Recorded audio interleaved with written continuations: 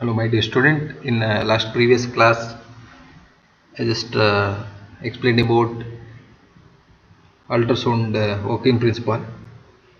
I talked about transducer, how it works. I talked about acoustic impedance, all those things and all.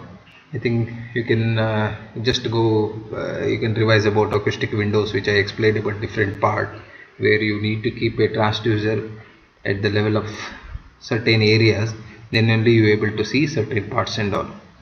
As it's mentioned here, supraclavicular region, if you keep the transducer, you are able to see the apex of the lung, and suprasternal, if you keep, you can see about mediastinum and great vessels.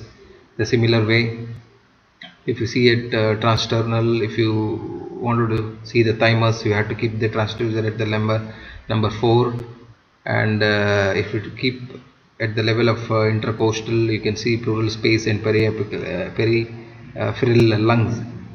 The similar way, other 6, 7 and 8 numbers. So these are the very important acoustic windows, where you need to keep the probe at the level. Then if you keep the probe at those level, then only you can see the inner part of the chest. as I said in the previous this thing, the cortex of the each rib reflects in a ultrasound waves. It means it's blocked the transmission of ultrasound passing through that. That's why it looks as a hyperechoic. You can see here, these are the two ribs are there. So in between you can see this is the hyperechoic of the pleural line. Okay, this is a pleural line. So that's why it looks like a hyperechoic. Usually normal lung we are not able to see, because due to the compose of the air in the lung field. So this will, as I said, that it will scatter the and impedance of the ultrasound waves. So that's why you're not able to see. Here in the image you can see this is the intercostal muscle, this is the area, this is the top skin areas, and this is the rib and another rib here. In between that we're going to see about pleural line of this, and this is the lung. So what are the disadvantage of this ultrasound? So thoracic ultrasound is an operative dependent technique. It's purely intelligence of the performer. If the performer is good, then able to do it, or you able to see proper images. And due to the CT evolution, there are chest ultrasound been stopped. There are very particular certain time only it is used, mainly when we place the ND tube to remove the effusion. So certain time and all, when we want to do see the tips of the uh, pleural tapping, wanted to see the tips of that, the term ultrasound usually used, because this is non-ionization. It means there is no radiation behind this to get the images. So that's the benefit of that. Okay. So what are the indications? You can see chest wall pathology like lipoma, hematoma, abscess, any node. If anything is there, we able to see this. Any diaphragm normal or paralysis of hemidiaphragm, for that pleural effusion, pleural thickening, or any mass lesions is there, fibroma, lipoma, any other lesions are there to see that, and also pneumothorax, and anything about the consolidation. If any such the abnormalities is there, means usually chest ultrasound is used. But as I mentioned early slide, is nowadays all this thing, after taking chest X-ray PA view, immediately patient will be sent to the chest CT. In CT also there are two types: routine CT, counter CT, HRCT, and all is there, that I'll explain in the next class.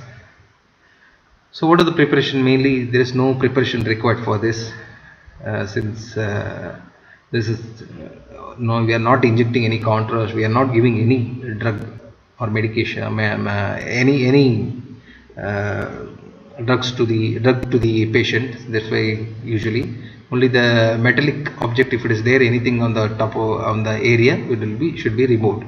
Usually this chest ultrasound will be performed in the sitting positioning. You can see in the image patient will be sitting on the top of the table.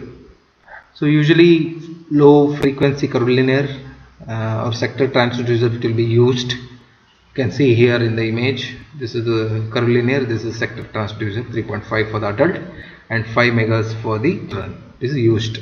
Okay.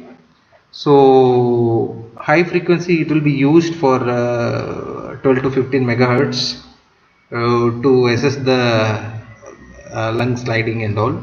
That's very, I mean, we need a higher resolution, superficial, not no need to go for the deeper and all, such time and all it will be used. So how examination techniques are used? In this ultrasound technique there will be no such plane or angle or anything, because usually probe, if you turn in anywhere, any corner, you can get the sagittal, coronal, axial, oblique, you can take in any direction, not like X-ray or CT.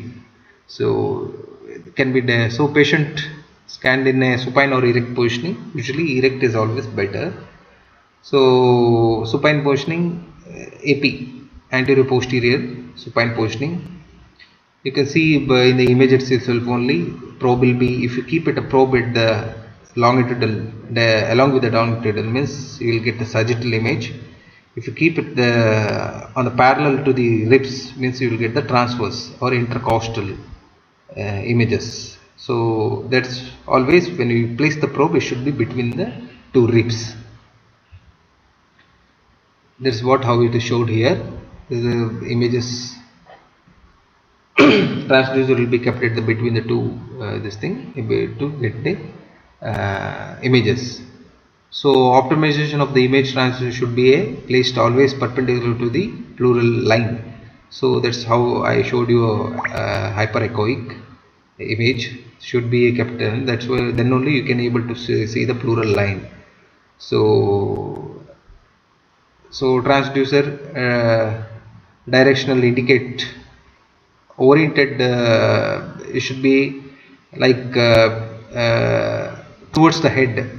Is always when orientation towards head, means this is the orientation. Okay, this is the this is in a previous image as I showed you here. When you hold this probe here, this orientation always should be at the head side. Okay, this orientation, it should be a lower foot side. So if you turn it this one, in the as per the images also it will be reverse, vice versa. That's the reason. You can see some of the images which is added here. If it is pleural effusion is there, means you can see this is a pleural effusion here. This is the chest wall, and this is the lung. You can see the lung movement. So these are the waveline. This is the waveline lung movement due to movement, that one. Then you can see if pneumothorax is there, means this is the pleural line will be there. Okay. This is the pneumothorax. This is the, we call M mode, motion mode, which is, this is in the image. This is in a motion mode, the 2D images. Okay. Here you can see pleural effusion with the septae. You can see these are the effusion, pleural effusion here. These are the septae. Okay. Then you can see here any pneumonia. You can see the subpleural consolidation. This is a pleural line, and this is the ribs here, rib shadow here.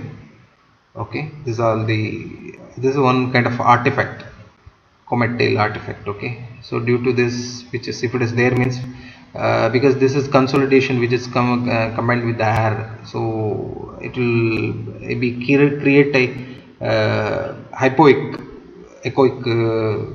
pattern here. That's why it is called the comet tail. This artifact also we call as a useful artifact. Then you can see here left lobal, lower lobe consolidation. You can see the different air this thing. So these are the reference, you can go through that. This is thoracic ultrasound technique, application and interpretation by this thing. It is available, article book is available, as well as this is the article which is available in the journals. A lot of articles is there about chest ultrasound. You can go through that. It will be one of the major important topic in your study.